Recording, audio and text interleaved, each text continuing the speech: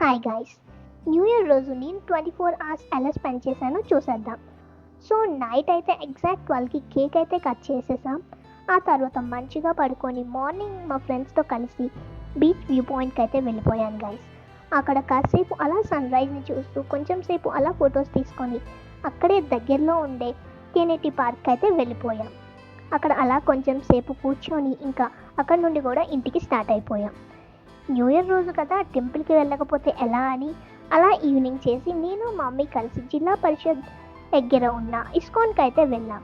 అక్కడ కాసేపు పీస్ఫుల్గా టైం స్పెండ్ చేసి దర్శనం అంతా అయిపోయాక అలాగే అక్కడి నుండి కూడా దగ్గరలో ఉండే కనక మహాలక్ష్మి టెంపుల్కి అయితే వెళ్ళాం.